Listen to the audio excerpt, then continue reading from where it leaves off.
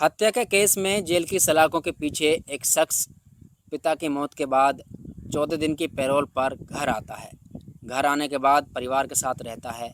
जैसे जैसे उसका जेल से वापस जेल जाने का जो समय नज़दीक आता जाता है, वैसे वैसे उसकी मुश्किलें बढ़नी शुरू हो जाती हैं।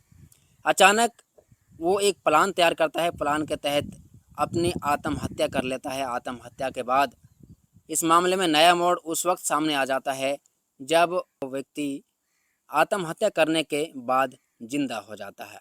जैसे लोगों को इस मामले की खबर लगती है कि युवक ने आत्महत्या कर ली है, तो लोकल पुलिस को सूचना दी जाती है। पुलिस मौके पर पहुंचती है और मामले की छानबीन करती है। पुलिस युवक के शव को लेकर अस्पताल पोस्टमार्टम के लिए पहुंचा देती है। इसके बाद जेल प्रशासन को सूचना दी जाती है और मौके पर बुलाया जाता है। जेल प्रशासन युवक को देखता है और उसके पास उसकी जो जिस तरीके से उसकी जो लाश मिली, लाश के पास एक सुसाइड नोट भी मिलता है। नोट में लिखा हुआ था, खुद ने आत्महत्या की है, मेरी हत्या का आरोप किसी पर ना लगाया जाए। इसके बाद जेल प्रशासन से लोकल पुलिस कहती है कि इसके केस को बंद किया जाए, क्योंकि अब ये व्यक्ति हमेशा हमेशा के लिए दुनिया छोड़कर चला गया है। पोस्टमार्टम का इंतजार होता है। पोस्टमार्टम रिपोर्ट जब सामने आती है तो रिपोर्ट एक नया खुलासा करती है। आदाब, नमस्कार, सत श्री अकाल। आज की जो सच्ची घटना मैं आपको सुनाने जा रहा हूँ, ये घटना भोपाल के नीलबढ़ क्षेत्र के हरिनगर की है। दरअसल साल 2014 में यहाँ के रहने वाले 34 वर्षीय राजेश पर एक हत्या का मुकदमा दर्ज होता है, जिसके बाद राजेश भोपाल की सेंट्रल जेल की सलाखों के पीछे चला जाता है। जेल की सलाखों के पीछे राजेश बंद होता है। साल 2016 में राजेश को अदालत की तरफ से आजीवन कारावास की सज़ा सुनाई जाती है, जिसके बाद आजीवन कारावास की जब सज़ा राजेश सुनता है तो उसकी मुश्किलें बढ़नी शुरू हो जाती हैं। आजीवन कारावास की जब सज़ा राजेश को मिल जाती है तो उसके पिता की मौत हो जाती है। पिता की मौत की खबर जब राजेश के कानों तक पहुंचती है तो राजेश 14 दिन की पैरोल के लिए अदालत से अपील करता है। 14 दिन की पैरोल के लिए पैरोल पर वे घर आ जाता है। घर आने के बाद अपने पिता के शोक में शामिल हो जाता है। 14 दिन के लिए राजेश घर आया था। जैसे जैसे 14 दिन का जो समय था वो गुजरता जा रहा था। 14 दिन का जो टाइम था, जो तारीख मुकर्रर थी जिसको राजेश को वापस जेल लौटना था, वो दिन नज़दीक आते जा रहे थे। वैसे वैसे राजेश की मुश्किलें बढ़ती जा रही थी, क्योंकि जेल की जो ज़िंदगी थी राजेश के लिए वो एक तरीके से दुख की ज़िंदगी थी। राजेश नहीं चाहता कि अब वो दोबारा जेल की सलाखों के पीछे जाए। एक षड्यंत्र तैयार करता है। राजेश अपने एक दोस्त को शामिल करता है और अपनी आत्महत्या का प्लान तैयार करता है। राजेश के घर पर उसकी माँ रहती है, जिसे राजेश 4-5 दिन पहले कहीं बाहर भेज देता है। 29 जून को राजेश को वापस जेल के लिए लौटना होता है। जब राजेश की माँ बाहर चली जाती है तो राजेश अपने दोस्त के संपर्क में आता है और उसको अपने जो षड्यंत्र उसने रचा उसमें शामिल होने के लिए बोलता है।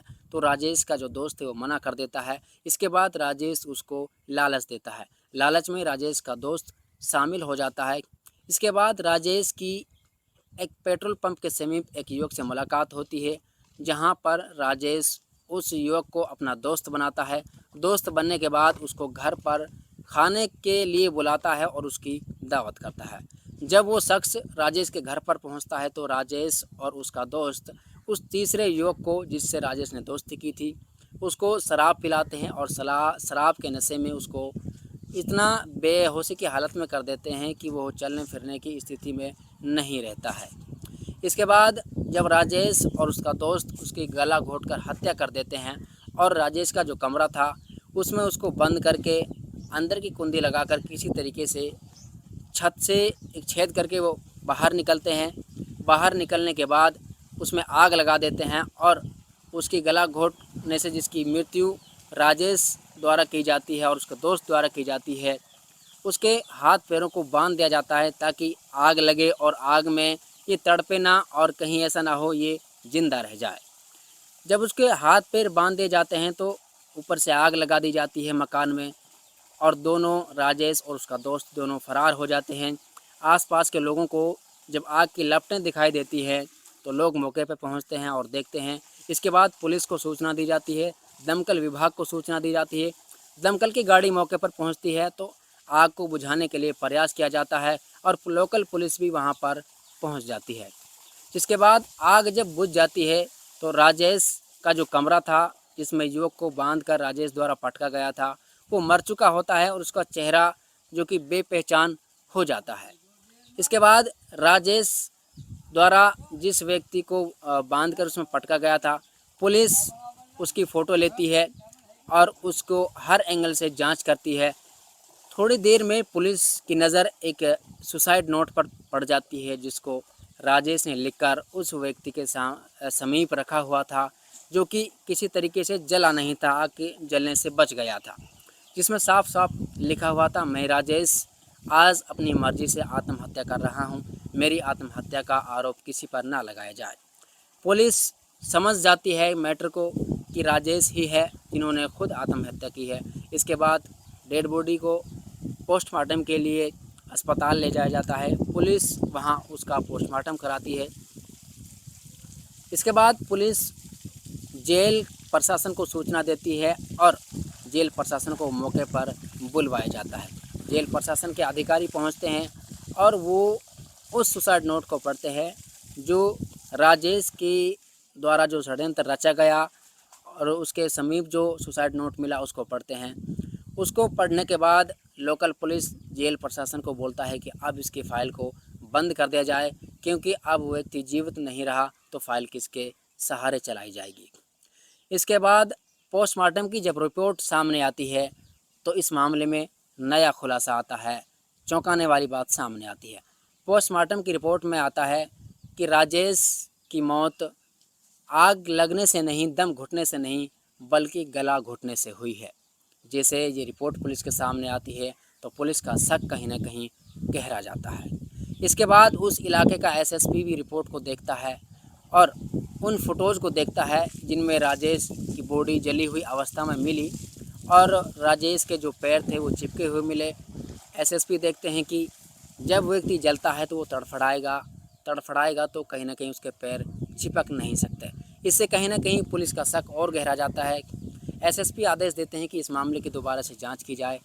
जैसे जैसे पुलिस जांच आगे बढ़ाती है तो पुलिस राजेश के रिश्तेदारों के पास पहुंचती है और किसी तरीके से वो नंबर राजेश का उनके रिश्तेदारों से पुलिस लेती है जो राजेश ने जेल से पैरोल पर आने के बाद यूज़ किया था। पुलिस उस नंबर को ट्रेस करती है। ट्रेस में पता चलता है कि राजेश के उस नंबर से कई बार एक नंबर पर कॉल किया जाता है। कॉल करने के बाद पुलिस उस नंबर को ट्रेस करती है जो नंबर निहाल के नाम से बोलता है, जिसकी लोकेशन गुजरात की होती है। पुलिस गुजरात पहुंचती है और निहाल का, राजेश का जो दोस्त निहाल होता है, उसको गिरफ़्तार करती है। गिरफ़्तार करने के बाद उससे पूछताछ करती है कि राजेश के संपर्क में कैसे आए, राजेश उसका क्या लगता है।